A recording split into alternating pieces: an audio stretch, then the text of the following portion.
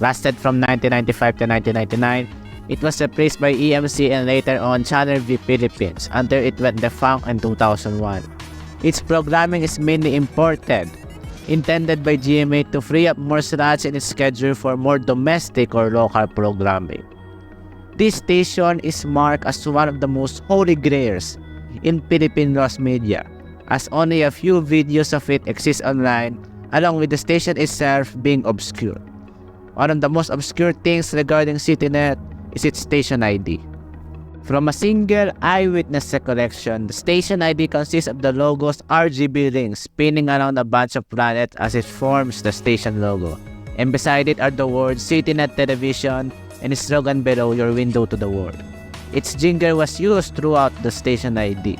With the station still being mysterious and few footage exists online, this ID still remains lost to this day.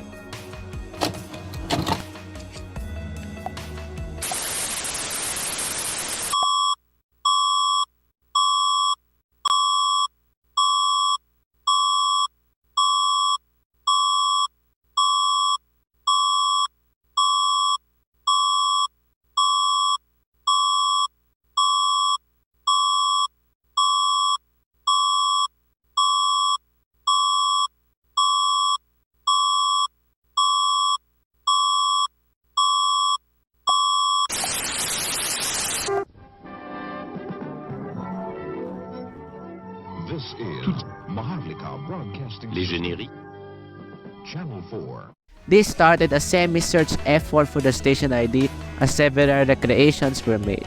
An excerpt of the first part was also found in an air check. It's been found that the station ID, particularly the grid part, was from Cascom Select Effects. Unfortunately, the exact Cascom template is lost as well. For now, the ID remains partially found.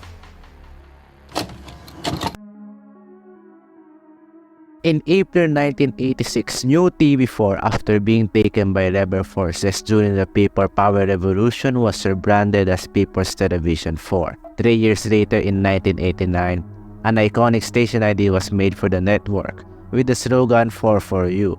The station ID features a CGI globe, Philippine map, mountains and buildings, as it shows pictures of the People Power Revolution. In 1990, a second version aired showing the CGI globe and the station's provincial stations, along with showing the ABS-CBN Broadcasting Center in the last part, as it shared space back then with ABS.